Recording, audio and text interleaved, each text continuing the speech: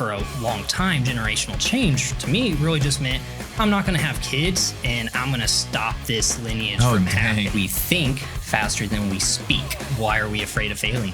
I'm going into the dragon's den with them. Right, yeah. Standing by their side as they slay their dragons, and we're going to walk out together with the elixir.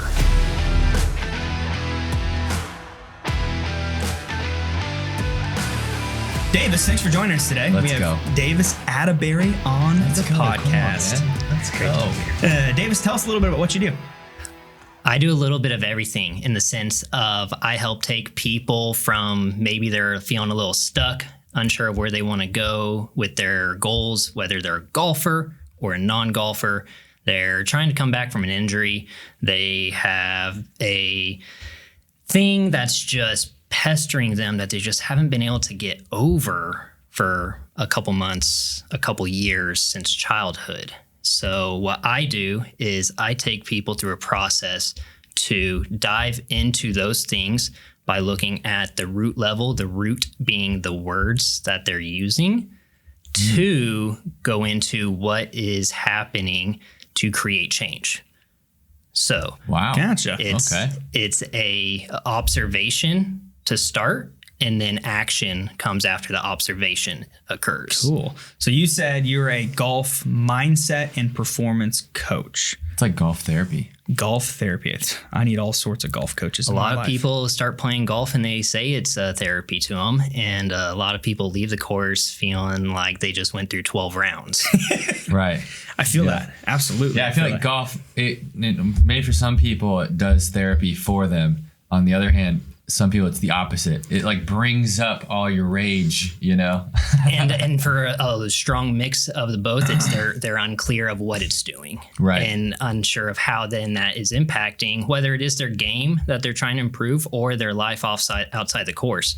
Maybe they're leaving the course and feeling grumpy, and then they're going about the rest of their family time and being a downer. You know, why is why are we letting? Wife cannot watch this. Why episode. are we letting it in? Guilty. Yes. Again, and that's it. Because I took these observations onto myself. I made the reflection into my own life of what I was doing, what I was creating for the people around me based on what I was doing, and it's centered around golf, and it also centered around habits outside of golf. And so taking what I've been through and changes that I've made through different processes and systems, being able to introduce that to my clients to, again, go whichever direction they're looking to go in. That's super cool. So can you maybe give us like an example? So like we know you coach Andrew, which is how we heard about you, Andrew Beckler. And there's probably client privilege or something, but like what are some things that you're doing with a golfer? So pro golfer, collegiate golfer, amateur golfer, high school golfers. I have experience working with all of them and currently am working with a person in each of those categories doing a variety of this work. And that's why asking about titles earlier, golf performance, I look at the holistic side of what's happening. So I spent 5 years working at Lake Shawnee as an assistant pro, and majority of that time was giving golf lessons on the range or going out onto the course and playing. In that time, though, I was recognizing that people had issues that were affecting their game that was more than swing related. It was, at the time, I was looking at the body.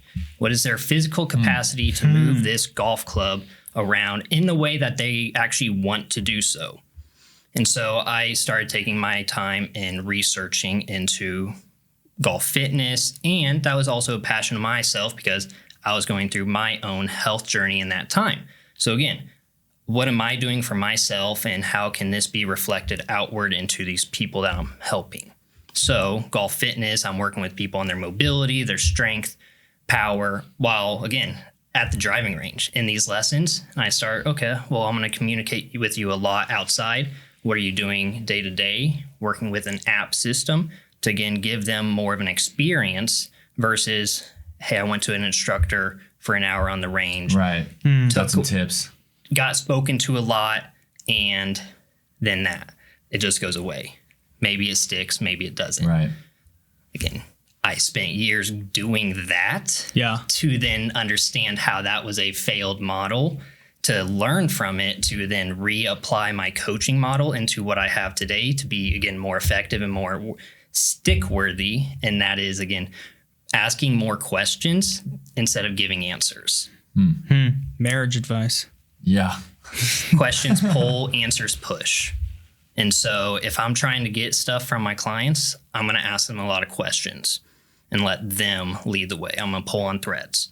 If I start telling them immediately, which again, as a golfer, hey, what's wrong with my golf swing? When they would come up to at the driving range, they would want that. And though, if I give them that in that moment, I'm taking away their power to have any self-discovery in themselves to do that in the moment. And so I'm feeding that side of it in that role. I started to observe that and learn that for myself. And so, okay, replacing the statements with questions. What do you feel? What do you experience? What are you doing before? How are you doing it? Just simple questions. Yeah. Gotcha. Yeah. Wow. Letting them start coming up with the answers for themselves. And so whether they're an amateur golfer or a pro golfer or one of those in the middle, we can take what it is that they're trying to get to, trying to lower their handicap from a 30 to a single. It's possible. Trying to go from a college golfer to a pro golfer. It's possible. Again, are you aligned with your actions that you're taking to get there? And what influences that is your mindset. Would you say that, and I'm sure the answer is going to differ, but from a collegiate athlete to a pro, or from an amateur, or from a high school to a collegiate, would you say that the majority of work that an athlete needs is mental? There's going to be some times where your swing sucks. You need to go put in some work. But would you argue hey, that's 50% of the problem, but the other 50% is you're a head case and you need to figure that side out. Was that kind of what you're seeing? Yeah, is there an awareness around it is important. Again, do they even have a thought that maybe there is? Because me saying and coming in, hey, you need to work on your mindset, they're not going to receive that because they don't even realize that's a thing. Right. So Like, no. I just need some tips on my swing. So it's hey, how many putts are you having in a round? Okay. And what if you could shrink that down by 5%? What would that do to your score? Just start that conversation. And okay, well, what are you thinking about when you're over the ball and you're putting? Well, I'm thinking about I need to get it in this 3-foot circle. Oh, well, what if instead of thinking that you need to get it in this 3-foot circle, you tell yourself that you can put it in that 3-foot circle, shifting the one word? What does that do physiologically to the body? Oh, so instead of I need to, saying I can do that. One example. Okay, yeah. Taking one word, need, a pressure language word, and replacing it with an affirmative, something that you can do. And so the language has influence on the body, has influence on the physical state, the mental state, the emotional, and the breath. So when you can get to those very minor things, and that's where what I do a lot of people is asking them to write things down. So then we can stare at the words. We can see what these are. Yeah. And so I think this is a good time to just ask to you guys, when you hear mindset, what is it? What is mindset? How do we get better at mindset? Well, I'd love to hear your thoughts, but just off the top of my head, mindset, obviously the way you think about things, your responses to things, your underlying preconceived ideas about how things should work, so that when things go your way or don't go your way, you're responding emotionally a certain way, those kinds of things. Do you see failure as failure or as an opportunity to learn? All those kinds of things are mindsets. I think kind of when you switch your mindset on something, it's what's your default reaction to when a situation comes up. When you have to, whether it's make a putt or something in work, my default is this wasn't a failure. We're going to grow from this. This is great, versus maybe having to work my way to that. My first initial thought is I need to get this putt within 3 feet. That way, I can count it as a gimme and I can pick it up. Or it's, hey, I'm going to put this within 3 feet. I know I can do this. Versus having to kind of work your way there. And it's not saying that just because you change one word, it is going to make it appear and make it happen. Right. And though, what blocks are you pulling down by changing that? And so And the Enlifted definition of mindset, Enlifted being the coaching certification that I went through, again, and it starts with personal development and then it turns into coaching. But it's tech, it's tools that you use. And their definition of mindset, because if you Google it, you're going to get 15 to 17 different answers on what is mindset. Their definition is mindset is a story that you tell yourself. Yeah, it's great. Mindset is a story that you tell yourself about yourself. Right. And so what is my story I'm telling myself around golf? What is the story I am telling myself around the relationship with my wife? What is the story I'm telling myself around the relationship with my parents? What is the story I am telling myself around my relationship with money? So again, mindset is a story that we tell ourselves. Stories are made up of words. And so when we get down at the word level of things, that's how you shift mindsets. It's not about changing mindsets. It's about changing words to create that shift for a new mindset. Yeah, it's actually like practical. Like you tell someone, just change your mindset. You're like, what do I do? Like, what do you mean? How should I do that? Yeah, good exactly. Advice. And again, my experience, I worked in the mental health field for 5 years, and being on that side of saying a lot, of telling a lot, but not being able to have that real practical thing. Again, having this tool for myself in the teenage years and the early college years would have alleviated a lot of neglected feelings and emotions. And though those are now learning opportunities for me to use, but by going into these stories, I can, again, go into things that happened when I was 12 and release emotion that was still in the body. And that's what this stuff does, because the thoughts that we have attach with the emotions that we had in the moment. And so that thing that happened in high school, it still feel real when you think about it. Now, a lot of people numb themselves out to those things. Sure. Again, I was great at stonewalling. I was an architect at putting stone walls of emotions up. People would not know what was happening on the outside. Right. At least that was my perception of it. That I was rather good at it. I could wear the different masks. And again, at age 27, I said, I'm tired of wearing these. I'm tired of these walls being here. If they don't come down, what am I even possibly able to do? What type of future can I live if I have all these stuck things here that I created just from years and years? But I didn't want to talk about it. I talked about it with people before. What was that going to do? Sure. Went in circles. I want to change. I found a technology that provided me that change, as a list of tools that has given me daily practical changes to continue this, to where, again, I have been able to shift myself from going to not seeing a future to creating a future, to thinking I'm a victim of my past, to, again, my past is my past and I have learned from it. So being able to dispel the victim mindset around what has happened, and even though in the time it could have felt like being a victim was the thing, I don't have to carry that with me. Right. If I choose to change the words and the way I think about it.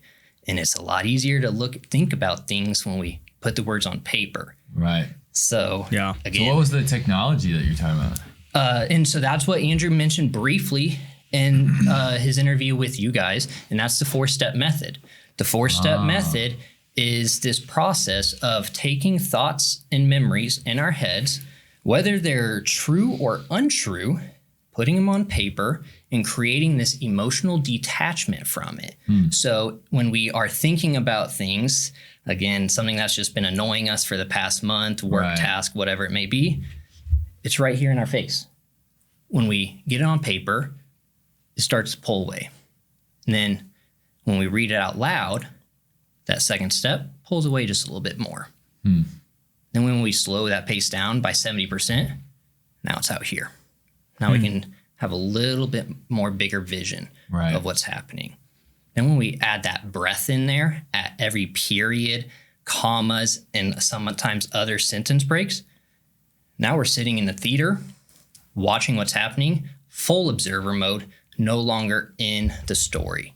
Again, we can be able to observe, learn from it now, take away points, and then again, choose to reframe our thinking, reframe our mindsets. Okay. Yeah. And so the 4-step method is the process of taking what's in here that is infinite and swirling around, putting it on paper and creating a finite story. There is a start and there is an end to it. You title it like it is a title of a movie. You write it conversationally. Bullet points don't do it.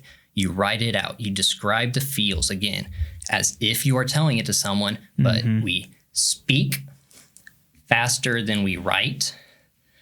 We think faster than we speak.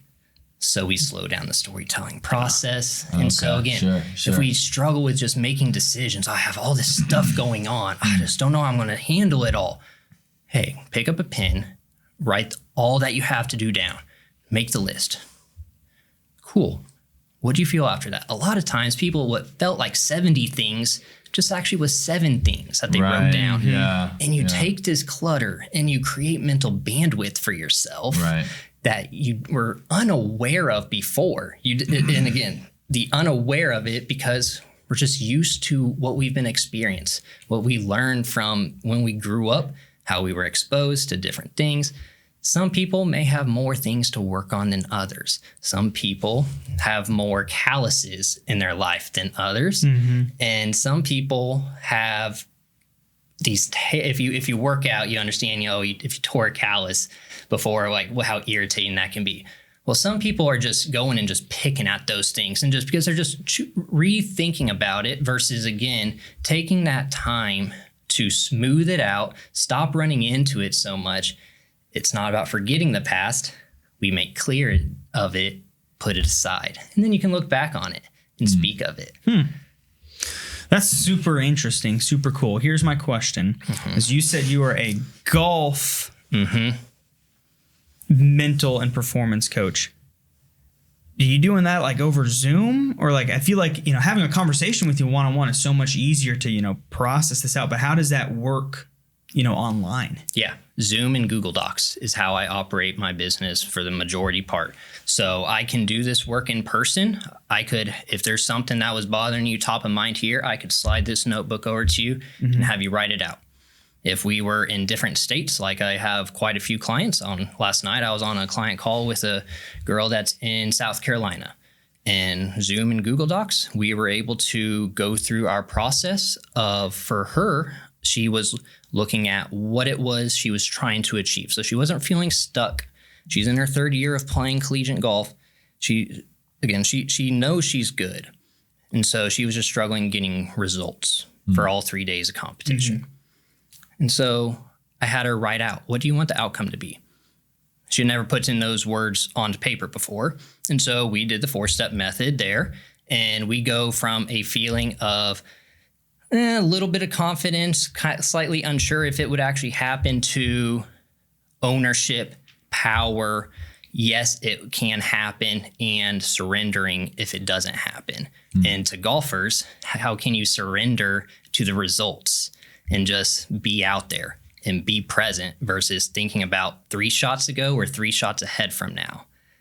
And so as golfers doing this, when I can get the words on paper on a Google Doc, again, it slows down the process so they can see it. I'm in tune with this stuff because I've been learning it. So I hear the words when people speak. They're not observant to it yet. And even if they've been learning it in the real time, their nervous system is hijacked. If they're doing it a lot, they go into amygdala hijack. And that's just when, again, their reticular activating system is focusing on all these things that are going wrong versus, again, things that can go well. And so it's retraining your reticular activating system to look at what you do want. Again, for her, what is the outcome? What does it feel like? So we wrote a letter from her future self. It was the day after competition. Describe it to me. What are you feeling? What did you experience out there? That's cool. And so, again, it's her experience to have. I help create the space and hold that space for her to have it. But again, it's her versus me saying, hey, you need to go out there and think positive for yourself to play better golf. Right. Yeah. There's coaches that do that. And some people respond to that. I'm here to, again, give people the tools to take this stuff now, not just this one time, but I can do this every time. Mm-hmm. And so a lot of people journal, a lot of people write things down. How many people actually read out what they wrote? Yeah. How many people write things in a journal that is more woe is me? Right. Mm-hmm. And again, so now you're just writing down your problems. Sure, you're going to stare at your problems some more. What good is that? And that's where I was, again, as a college kid who I was like, man, I'm trying to get past this stuff that I went through, but I just can't. And I tried journaling and I wrote down my problems. I'm like, no, like this still there. Isn't it. Like nothing changed. Cool. Add them more. I'm going to just go numb it out some more. And instead, again, now write it out, read it out loud. Okay. Oh, that brings some. My coach says peppers burn twice. They burn coming in and they burn coming out. And that's what that's what this method is like. It is because, again, that burn coming in is that initial moment, that initial story that we have about whatever it may be. And it burned. And it's just been simmering in there ever since. So it burns again when we rewrite it on paper. And because, again, going back through it, we're going to remove those emotions that have been stuck in the body. We're going to create a shift in the nervous system as we get the breath included in there to release it from the body to where then the body is no longer holding it for however many time. I've used this stuff with people and have complete postural changes with someone. And again, just no hands-on body. I'm over Zoom screen and they're describing to me their physical changes that they have and then checking in with them 2 weeks later, still there, still on the positive. They haven't had it. And so again, the power that we can hold in ourselves when we can reframe and rethink about our stories that we're telling ourselves on the daily basis. So again. So just to be clear, so what are the 4 steps? So you're writing it out, you're saying it out loud. Yeah. Step 1 is title it and write it out. Okay. And then step 2 is read it out loud. Slowly with breaths and stuff? Or is that That's step 3? 3. That's 3. So step 2 is just read it out loud. Okay. And then I ask some magic questions of what did you feel when you read it out loud? Right. Okay. Where did you feel it? So you're basically walking them through how you're forcing them to process and walk through something that happened instead of just compartmentalize it, file it away. I'm going into the dragon's den with them. Right. Yeah. Standing by their side as they slay their dragons, and we're going to walk out together with the elixir. Yeah. That's what we're doing in this process. If a person does not want to go there, I don't want to go there. If they're wanting to go there, I will gladly go there with them. Sure. Because I have the tools, which is all it is. Again, asking questions. And the most important one is low and slow breathing. By keeping the breathing regulated, low and slow, and not becoming trapped and entrained to how their breathing pattern is, because more than likely, if they're feeling emotional, their breath is going to be up in their chest, maybe through the mouth and shallow. They're feeling some tension in the shoulders, and you can, again, see it in there. Right. Again, we've been in rooms with people who are like that, and maybe we can imagine a time where we actually kind of took on that feeling that they were feeling. You know, their worked up, overwhelmed feeling came on to us, and like, man, I'm kind of feeling a little tense and tight right now. Yeah, yeah. Can you be the low and slow breather? Can you be that and actually regulate the room around you? Because in the laws of entrainment, you send off energy and people can pull into that. So if you're regulated low and slow breathing, it can help them kick it in. And then again, trusting the process of if they write it down and do the stuff, it's going to happen. Right. Again, my then is going in and changing words. How can I take this story of hurt and creating an affirmation out of it? I don't know, like you can again go on Google and get a list of affirmations, but they have no meaning to a person, and that's why they don't usually work. And so I can take a sentence that came out that they wrote and look at the words, because there's not all this other mess around it. Right. And it could be a self-empowering sentence of, I made it through that. And then that's a sentence that they can read and breathe every morning. Right. And again, change. I make it. I am making it. Again, crafting it to how they want to be powerful to them. I'm a person who makes it through it. Makes it through so it. Good. That's so funny you say that. I read a book into last year, a business book pertaining to real estate that was talking about goals and setting affirmations. And they talked about how goals are, hypotheticals. We all have goals, but there's a difference between having a goal like I want to sell this many houses versus he encouraged us in the book, and I did it this year, and I saw a huge difference to not say I want to sell, X amount of houses. It's I am an agent who sells this many houses a year. Right. And part of what they had us do is write it down 10 times a day, fill up a page on it. And every morning I wrote it down, I'm an agent who, sells this many houses, yada, yada, yada. And it was empowering. How many houses? Don't worry about it, John. Not enough. Not enough. But do you hear that? Do you hear that language? Come on, Davis. Not enough houses. Let's put it this way. We're gonna make the affirmation a little bit bigger next year. There's no unrealistic goals. There's just unrealistic timelines. And if we haven't achieved a goal, we try to negotiate the price of what it would take to achieve it. Say that again. There's no unrealistic goals. There's just unrealistic timelines. I think it's a Tim Ferriss quote is who said that. Yeah. Sure. And if we didn't achieve a goal, we tried to negotiate the price it would take to get there. Love it. Clip it. Yeah. Okay. So wait. So what were you actually? So, anyways, the shift from, because we've all set goals before, but the shift for me from saying, this is my goal, I hope I can do that one day, to we're like already setting up, like I can do this, I'm going to do this. I am this kind of person who sells this many homes. Yeah. It changed my entire perspective on maybe, because what it was too is like, we set goals, but we have a goal we write out on paper, but we also have a goal that we know is maybe realistic. My goal is to sell this many homes. That's what I'm putting on my whiteboard. But I know I'm probably going to sell this many, and I'm okay with that. And so there's a separation between, what you really think you are versus what your goal is. And so this thing is telling you, hey, write down, I am this agent who's going to sell who sells this many homes. Like you've already done it past tense, because then it will help you actually get there. Well, it's like Atomic Habits, like identity based. Yeah. Yep. Yeah, that's good. 100%. And again, it's all great. And so when you can start to be accurate and intentional with the words that you're using to create all those sentences, again, the word hope, it's soft talk. Hope, maybe, think, sort of, kind of, possibly, perhaps. Anytime you insert soft talk into a goal, again, it goes back to that power thing. The chance of you doing it go less likely. The way to eliminate soft talk is just scratch out the word. So again, you took out the word hope and you said, I am doing this. So that's it.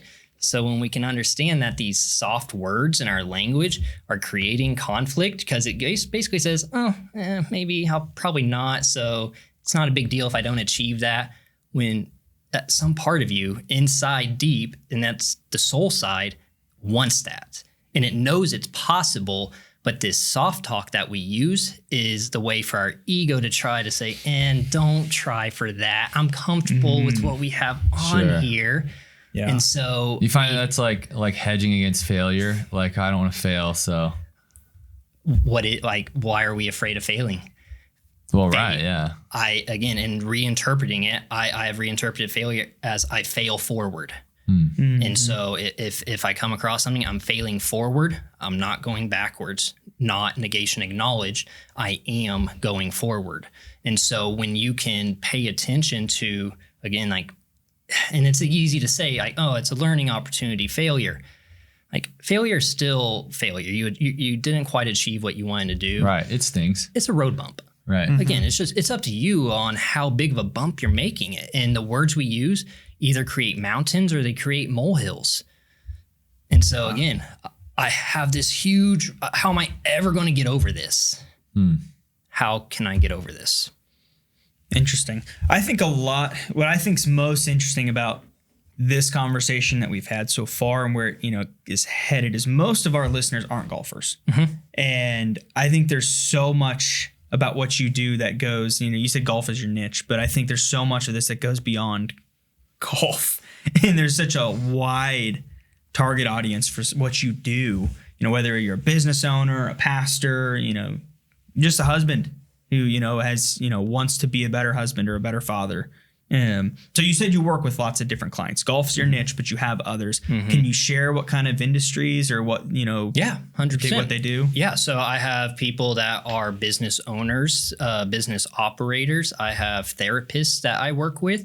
And again, as a great workforce that often take the load of what their clients have onto themselves, being able to have self-care routines for themselves. Like, again, that's, we take this stuff, we clear themselves of it to where it doesn't impact their own lives. Sure. So again, business owner, some blue collar workers, woodcutters, guys that, Wow.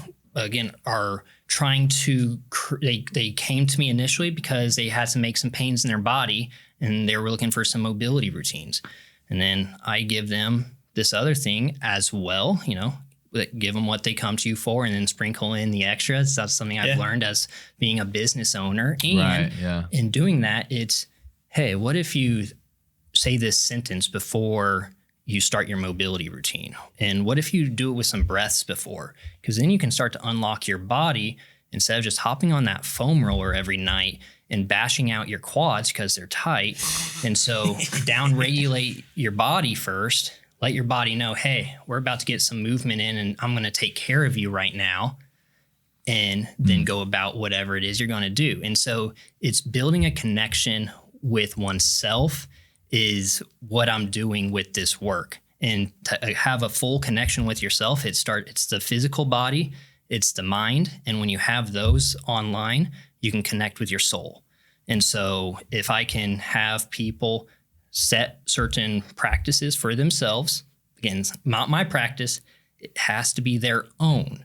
They have to decide. I can give them options. I can introduce them to different things. And that's what I love. I feel like I'm a middleman for a lot of things. Hey, check out this resource. It's been impactful for me. Hey, here's this, I'm not a mom and I have clients who are moms. Hey, here's this girl over here, this coach I highly respect. She's great with pelvic floor exercises. You should follow her and check it out. I don't have to have the answers, and I can be that person in between there to, again, maybe that's the biggest thing I learned 2 years ago was that there's so much outside of here in Kansas. Right. There's so many other things that you can learn. And that's when, COVID hit and everything was online. And you realize like connection outward for me actually grew. And then that's what allowed me to grow in my own skills personally and professionally. I like that. I like the how practical it is. Like I like that you're right, because it can be easy. Like I even just think about my kids and how like I have a 6-year-old and sometimes I can get a little dad on him, where I'm frustrated, like, hey man, come on, why don't you like take this risk? Why don't we try this thing? And I can get on his case. And sometimes, like what you're saying about maybe an athlete, like, hey, why don't you just be more positive? And you can just like drive that into the ground and it doesn't really help, like, why don't you do this? Why don't you do that? And it's like, hey, give me some like very practical steps and I can try those. But if you just tell me to be a different kind of a person, it's really hard to do that. But if you say, hey, why don't you like stop and take some breaths? Or why don't you write out this story? And why don't you like read that story out? Those are all so practical, but they are accomplishing what you're saying. Like you're rewriting the story you're living in, and which rewrites the way you see yourself and all that. I like that. I like how practical that is. I have a question. So my wife probably won't watch this. Who knows? Maybe she will. It's something I always get hit with. Is my wife or someone saying I'm so stressed, I'm emotional right now, I'm so stressed out, and my go-to answer is never good. You should stop being stressed. Just don't worry about it. Just relax. It's what's got you so stressed? Like what's going on? What is there to even be stressed about? What are you talking about? We're great. This is awesome. What are some... Oh, how naive we are as husbands. Exactly. Huh? No kidding. What are some, I think you said empowering questions that I can, pull out of her, what she's going through? What would you, how would you handle that? Yeah. Communication with spouse. That's, again, I have leveled up myself and my ability, and it's allowed our marriage to survive. And again, go from it survived those early years and now it's in that thriving mode. Simple starting point. Do you want support, solutions, or space? That's the initial question. So they come at you and they say that, cool. Can I give you support? Can I give you solutions, or can I give you space right now? So again, give them the option to tell you, okay, if it's space, then you're going to be there next to her. And it goes back to regulating your breath. And you're going to focus on not getting attached to her breathing level and focusing on a low and slow breath. So what I mean by that is that diaphragmatic expansion, it starts low and the breath moves up versus it starting up here in the chest.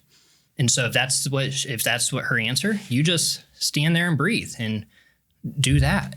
I mean, grab her a glass of water, whatever it is that how space is to her. It could just be sitting on the couch next to her. Mm-hmm. If it's solutions, cool. Can you give her some solutions to it that's there? Or, hey, what do you think solutions could be? Are there any solutions that you want out of this? And just ask her that question. And support, again, that's empathetic, being tact in it. Not that it doesn't have to be that supportive. Maybe they want that cheerleader, maybe soft talk acknowledged there, but oftentimes people don't want that cheerleader. They just want that person in their corner that they know is supporting them, not bonding in that trauma that they have. So if you can regulate yourself in that moment, or again, you are expressing, hey, I'm stressed from work. I had this meeting with the client. They no-showed me, and you're upregulated as you're telling it. Before that moment, again, this is practice. Can you slow down that rate of speech to where then you're just conversing it versus feeling that emotion of the situation and then transferring that emotion back and forth. So something that's been important for me has been creating generational change. And for a long time, generational change to me really just meant I'm not going to have kids and I'm going to stop this lineage from happening. Wow. So now, again, because that is generational change. That was going to be it. That was that was the mindset. That was the picture in my head of my solution to it. You'd actually thought about that. Yeah. I'm not going to have kids. Yeah. That's to have this experience not happen to anyone else. Wow. That's it. And that replayed in my head for 13 years. Again, when I changed and actually started to accept myself, went in and did some inner child healing work of moments, again, utilizing this method and others to be able to have this love for myself that now I love myself, I can actually love others. A lot of people are going through life without self-love and they're trying to rely on love from others to fill them up, when really you're not able to fully accept love from others if you're not loving yourself. And so that's where I was in my relationship and why it was actually creating this conflict of she wanted to get close to me and ask questions, yet I wasn't willing to be in because I was not willing to be in on myself.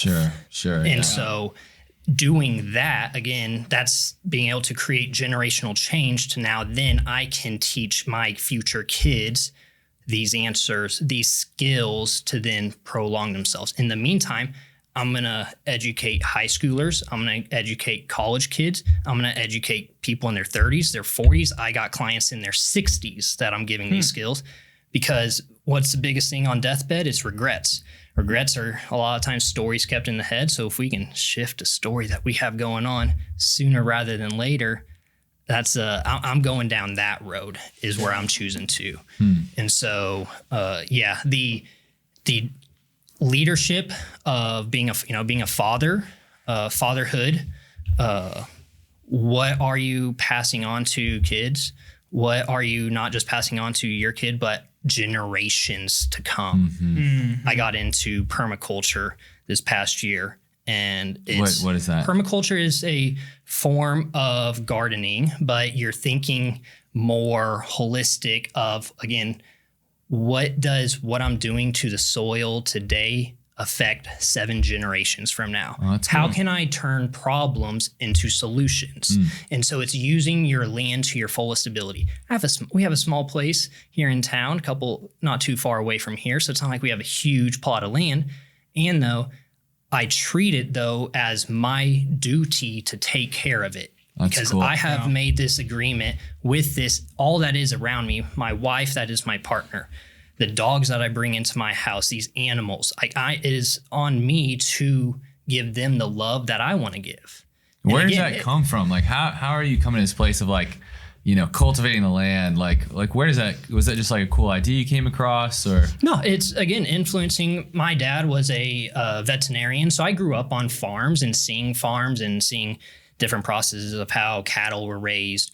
And so my health journey played a big part into this, because where I was physically and where with my health was influenced started to be changed when I started changing the quality of my foods, which comes from the quality of the ground that food is on. And so that's why it became so passionate of mine. Again, I started just having conversations with people who are already doing these things.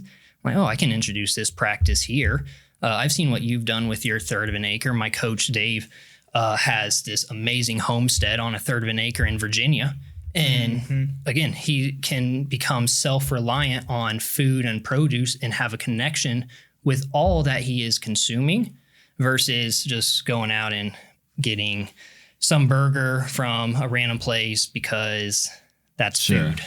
Not all food is equal. Right. And so that's why my passion is, because I physically have changed how my body feels. Again, going from chronic pain, sick and disconnected, to connected and thriving for myself, and food and what I've consumed has played a huge part into that and will continue playing a part into that. As a full-time realtor, business owner, what is some generic mental coaching you could give me on the spot? How many clients do you have today? I'm probably working with 10 to 15 right now. Okay. Is there any that you're just not really looking forward to getting the phone call from? Absolutely. Okay. What's their name? His name is John Griffin. No, I'm just kidding. Yes. Had an idea that could be it. And if there is one, okay, cool.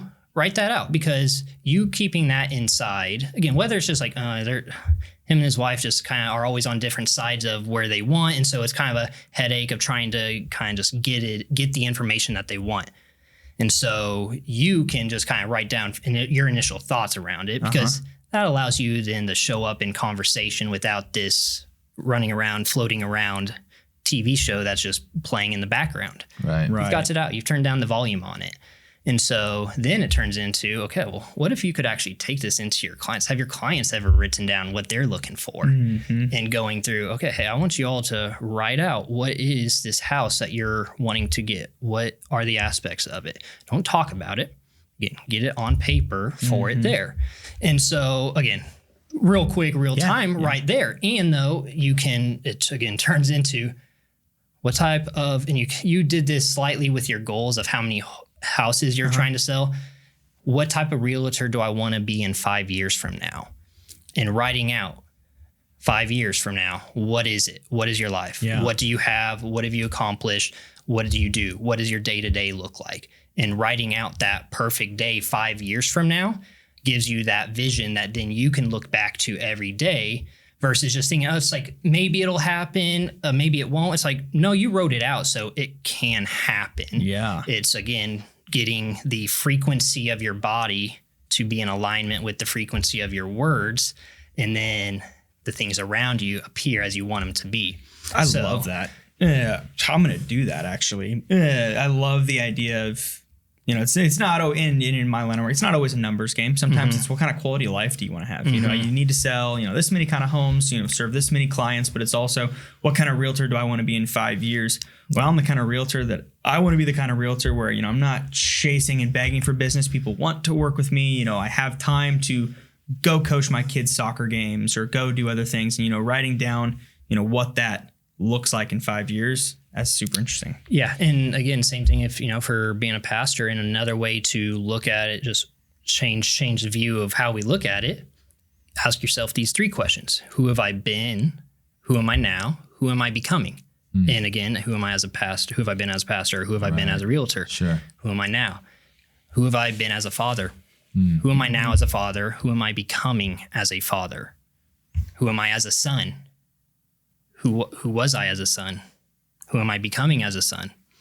You see, we can ask these 3 questions into many, many different areas of our lives to begin create a script that we want to live by, versus just some unconscious thing going on in the background that is based off of different experiences we have been through or put through by others.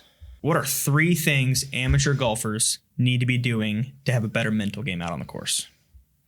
They need to be practicing golf at least one time a week, meaning they need to be just touching a golf club. If that is a goal of theirs, they have to have just some sort of connection with this club.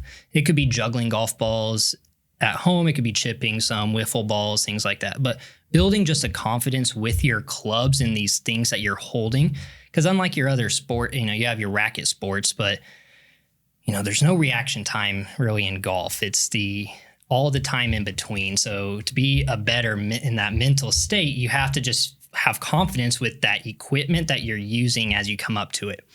So the second thing is being able to say what you want to do. What are you trying to do in this moment? Is it, I don't want to go in that water, or is it, I'm hitting it over here in the fairway? 2 different statements, could be this exact same hole and the same thought, but someone you're thinking the don't, you're thinking of that negative, and reticular activating system is more than likely going to bring that about, or you'll double cross it and miss it way over. Yeah. So think about what it is that you do want. And then lastly, it's breathe. Know how you're breathing, and it starts practicing it off the golf course to be able to do it on the golf course. So if you put a hand on your belly button and a hand on your chest, and you take a breath in through your nose, and you feel a lot more movement in the top hand than in the bottom hand, then you're in a spot where your nervous system is upregulated, and your number one goal is to get that nervous system downregulated, getting it, again, low and slow. I've said that a couple times now. Yeah. And that's because low and slow creates the flow, high and tight creates the fight. If you're trying a little takeaway. If you are trying to rotate, which golf is a rotational sport, it is not lift the club and throw the club with the shoulders. We use our body and our torso to rotate. Lots of ways to swing a golf club. 100%. So many. But you get a breath that's trapped in the chest. You turn, you're going to have some restriction there. So if you have a breath that's low and slow,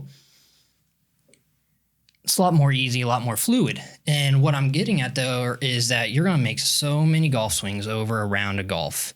And if one time your breath is low and slow, one time your breath is high and tight, and it's up and down, jumping around, you're going to have an inconsistent golf game. If you can bring consistency to your breath, every single shot you take, you will bring consistency to your golf game. Because whether that's score or reactional or responding, that's what you're doing in that. You're able to change that moment. And so something different is going to happen. And again, to go about a round of golf reacting better and responding better compared to poorly, to some, that correlates a better round of golf. Maybe the score didn't adjust, but they said, I didn't throw my clubs 3 times. Yeah. I said good job to myself 4 times this round. Yeah. That's awesome. And that's what I get people to track. Fairways, greens, things like that. That's what people are used to, counting putts. No. When were moments that you felt uncomfortable over the golf ball? Mark that down on your scorecard. And then after your round, you go in and say, okay, what was I feeling in these moments? What happened? And because again, that is where answers occur, is when you can go into those experiences. But just neglecting the experiences, how are you going to learn anything? So I'm going to give one more for golfers. What did you experience? What did you learn on the golf course? And again, non-golfers, what did you experience in your day-to-day? What did you learn in your day-to-day? But without acknowledging the experience first, you're going to have a altered image in that learning moment, because maybe you're trying to learn something from an upregulated state. And you're letting your emotions dictate what you're learning versus what reality is. Yeah. And that's what people who have a victim mindset do. And it's all based on language. Right. And I want to share the definition of the victim mindset, because victim mentality is within everyone. People have different levels of it, though. And we can turn the volume down on it, and we can also turn the volume up on it with the words that we use. And it's not to say that there are no victims to situations. It's this mentality of different words that we use. And so if I can share that definition with you. Yeah, go for it. So the victim mentality is an acquired personality trait where a person tends to regard himself or herself as the victim of negative actions of others, even in the absence of clear evidence. The victim mentality depends on a habitual thought process and attributions. So if you heard that, I want you to pause, I want you to rewind, and I want you to listen again. And then I want you to pause, I want you to rewind, and I want you to grab a pen out and write that sentence down along with the following one, because you writing that sentence down is going to create instant change. You are going to become aware of something that has a definition to it that maybe you were unaware of before. And now that you know it's there, you are no longer nescient to the idea, the unknowing of something. You are choosing to be ignorant if you do not choose to make an option about it. And so nescience and ignorance, the not knowing of something and making a mistake, the knowing of something and making a mistake. We often use ignorance when really we just didn't know. Right. So we're not ignorant to that, but now that I've given this definition out 2 times, that now they are aware of, oh, there's this thing called victim mentality mindset. And sometimes my words feed that. Right. And I can turn the volume down on it. And I have it. I get it. We all do. We're human. And it's not about killing it. It's again, it's about turning the volume down on it and then recognizing if that volume is getting louder and when it's getting louder, what situations are happening to where then you can, again, prime your system to be its best and most fluent self. And this is working out your mindset just like you work out your body. And that's what is I'm wanting to create the habitual habits for people. Right. Yeah. I remember Andrew mentioning that in his episode where, you know, he hits a ball super, super well. It just goes a little right and you're behind a tree. You know, don't be a victim of that circumstance. I'm going to punch this out. I'm going to get up and down. I've done it before. It's not going to be a problem. And again, it goes to the word level because how do I change? How am I not a victim of it? When my dad was sent to prison, he did that to us was a sentence that I had going on in my head and I had written down. And in that sentence, I am the victim of what's happening. When I cross out that word us and I replace it with the word him, he did that to him. That really, again, was one of those releases for me. It's like, oh, yeah, that is it. And so that is how I choose to no longer have the victim mentality. I went through my experience and I, again, now 30, that was 2 years ago when I had that story translation, can now be main character versus this NPC that life is happening to them versus life is happening by me. Yeah. Well, it's interesting that, like, in reality, both are true, right? In some ways, like, things do happen to us. Like, you should have grown up with a father in an ideal world, and that is something that happened to you. You know what I mean? That you didn't choose that. But the reality is, like, it seems like the victim mentality puts you in a place where you aren't able to do anything about it. Where, like, yeah, like, it is true. Like, your dad did do that to you. Like, he went to prison and left you without a dad, but you still have agency. You still have the ability to do something. You're not, like, you don't need him to fix it. You can still move forward. 100%. Right? Yeah, because I think that's where a lot of people get stuck is, like some people might be legitimate, like, victims of some bad thing, but they get stuck in a mindset where it's like, well, now, because I'm the victim, now you have to solve this for me before I can do anything with my life. And you're like, well, no, yes, we can acknowledge that what happened was bad, but you still have the ability to move forward and make something with your life. Yeah. Right? Yeah. It's identifying with diagnoses is a common thing that I saw in the mental health field. I'm anxious. I'm depressed. I'm feeling anxious. I'm feeling depressed. Those are all feelings that people have. I am currently feeling anxious. I am currently feeling depressed. What story am I telling myself now? So instead of as a professional trying to tell someone, oh, you shouldn't be depressed or getting them to spout all the reasons why, what if we start just getting people to shift the words that they're saying to themselves one thing at a time? And what change could that bring? Well, Davis, appreciate it, man. We just want to ask you a few questions about life in Topeka. Let's do it. So first off, what are some things you would like to see more of in the city of Topeka? I'm a big fan of outdoor recreation. that, it doesn't have to be involved around sports. I like parks. I want well kept up nature areas. Let's go. How many potholes did you hit on the way here? Potholes or overfilled pothole filled spots, Right. or underfilled pothole fill spots. They know that's when they know it's going to be a while, so they overfill it. They're like, we're not going to get to this one again for 10 more years, so let's just overfill it. My drive was under a mile, and I had over 10 bumps. That I was having to swerve around. Yeah. How often are you hitting construction these days? I tried to go to my sister's house the other day and out by Lake Shawnee, and I had to reroute myself 3 times because Topeka Boulevard had 3 separate spots of traffic on it, and I couldn't get across. Yes. Yep. Yeah. So we're in central Topeka right now, and I was trying to go to Lake Shawnee for my kids' soccer games, and I have to drive around and zigzag around all the main roads because there's like 3 of the biggest intersections are all closed at the same time. You're like, come on, Topeka. Like, I'm glad you're trying to fix stuff, but let's think about how are people going to get places? Like, come on. Yeah, let's use our planning skills. Let's write about this stuff to make some clear plans versus thinking We should about have the the city plans. planner on next. Oh, the city planner on next. All right. So, are you a coffee guy? I'm a coffee guy. Yeah. Favorite coffee place? The one I frequent the most is PT's in Wheatfield Village since it's close to my home. Gym? My garage. I have had a home gym for over 9 years now. I've been developing it using a single car garage. Let's go. Again, my gym walks with me because I always have my body. And That's right. I have learned how to use my space efficiently. To again, whether it's making videos for my clients or having clients coming over and training in session. I also utilize parks. I'll take clients out to parks. Crestview Park, oftentimes it's close to my house, and get some time out there in the sun and the grass. Yeah. That's great. Favorite restaurant in Topeka? Favorite restaurant is. I really appreciate Jake King and the Tea Box and the food that he has there. He's got good food.